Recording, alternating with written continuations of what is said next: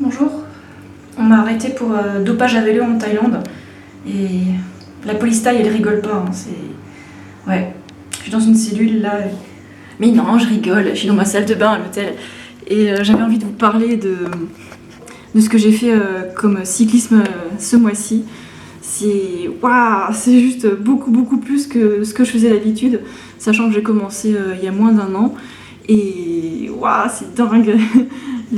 L'ambiance qu'il y a dans ce festival, on se motive entre nous, on s'aide entre nous et on s'apprend plein de choses.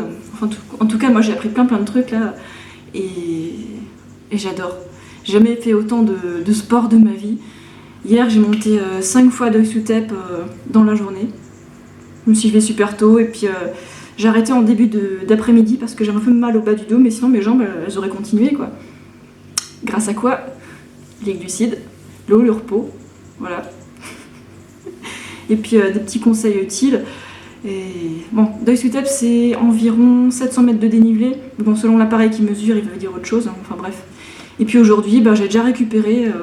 J'ai remonté d'œil sous tep une fois, en faisant un bon temps en plus. Hein. C'est ça qui est dingue. Non, le plus dingue dans tout ça, c'est la récupération avec cette alimentation-là. Mais parce que la différence entre quelqu'un qui est omnivore et quelqu'un qui mange de manière végétalienne, de manière saine, c'est la récupération, quoi. Les plantes, c'est la puissance, quoi. Je pensais pas pouvoir récupérer aussi vite, pouvoir faire du sport tous les jours, prendre mon vélo tous les jours, faire de la grimpette, et comme ça, sans s'arrêter. Et en plus, je dors pas beaucoup, mais c'est juste que je me repose pas mal. Et ouais, en mangeant vraiment beaucoup. Parce que quand on est un cycliste et qu'on fait ce genre de dénivelé, ce genre de sortie, mais je vous promets que les repas, on en profite pour vraiment bien manger, que ce soit des fruits doux ou alors que ce soit des féculents. Et ouais, on mange des tonnes quoi, c'est clair. Et je pensais pas pouvoir faire autant de performances comme ça à ce point-là, alors que je suis encore assez débutante, mais avec des bons conseils et puis en s'y mettant régulièrement surtout. Alors quand je me suis entraînée depuis un peu moins d'1 an, je me suis dit, et en France le souci c'est qu'il faisait froid, il y avait de la pluie, il y avait du vent, de la neige, enfin surtout de la pluie. Et ouais, 2016 c'était la pire année que j'ai connue, hein, surtout en Alsace là. Et donc j'ai pas pu m'entraîner tous les jours, mais je m'entraînais quand il faisait à peu près beau, donc j'avais pas trop le choix, même si j'avais un peu de boulot, j'allais faire mon entraînement, quitte à travailler plus, bref. Et donc l'entraînement c'était un peu pas terrible, donc trop de repos, et puis après trop d'entraînement, c'était pas très équilibré. Et là, ce qui est bien en Thaïlande, c'est comme il pleut peut-être tous les jours, mais il pleut juste un tout petit peu, et puis après la route sèche vite, donc il y a moyen vraiment de s'entraîner tous les jours, et c'est cool quoi. Même en travaillant, il y a moyen. Hein. Là, avec la routine de se lever tôt, et puis on se donne rendez-vous à 6h30, et on monte tous la montagne en petits groupes. Et puis après, il y a moyen de rentrer à la maison à 9h30 et de commencer la journée avec chacun sa routine, quoi. Que ce soit pour travailler ou pour être en vacances, quoi. Bref, où est-ce que je veux en venir là-dedans? Non, franchement, les résultats, les performances que j'ai là, je me surprends toute seule et je pensais pas en arriver là, quoi. Et le pire, c'est que ça va continuer à s'améliorer, quoi.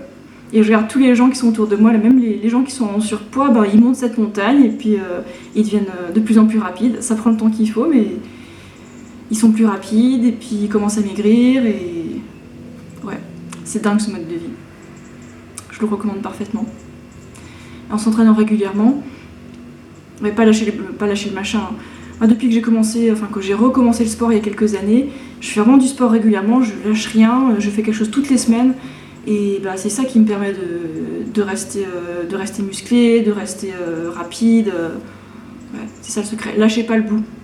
Trouvez-vous des motivations, des gens qui vont vous motiver tous les jours. Même si c'est quelqu'un sur internet, hein, ça peut suffire pour motiver, quoi. Alors même que ce soit moi ou quelqu'un d'autre, quelqu'un à qui vous pouvez vous identifier, pour avoir des résultats réalistes. Enfin, je dis, ayez des objectifs réalistes. C'est pas peine de suivre quelqu'un. Enfin, c'est pas peine de prendre comme modèle quelqu'un qui a des résultats inatteignables. Par exemple, quelqu'un qui consacre sa vie à faire du sport, alors que si vous n'avez pas le temps d'en faire autant, ouais, ça ne va pas être des résultats réalistes. Donc inspirez-vous de gens qui ont à peu près le même temps que vous pour faire du sport. Parce que sinon vous allez vous dégoûter, vous aurez jamais les résultats escomptés, et bref. Et surtout, manger des plantes, quoi. Ça facilite tellement la chose. Alors, après, vous n'avez pas besoin de manger autant que moi, parce que ouais, je mange des tonnes là, à ce niveau-là de dépenses caloriques. De temps en temps, quand je compte, mais c'est énorme, quoi. Après, là, après ces vacances-là, vu que je reviens dans 2 jours, bah, je vais retourner à ma routine un peu plus normale, donc je vais être peut-être plutôt vers 2500 calories, voire 3000 quand je fais des grosses sorties. Mais je pourrais plus faire là autant de sport, vu la météo déjà. Vu que je vais recommencer à travailler, vu que voilà, les vacances vont être finies. Mais bon, la vie continue et puis on fait de notre mieux. Voilà. Et ouais, je crois que c'est à peu près tout ce que j'avais à dire. Allez, ciao.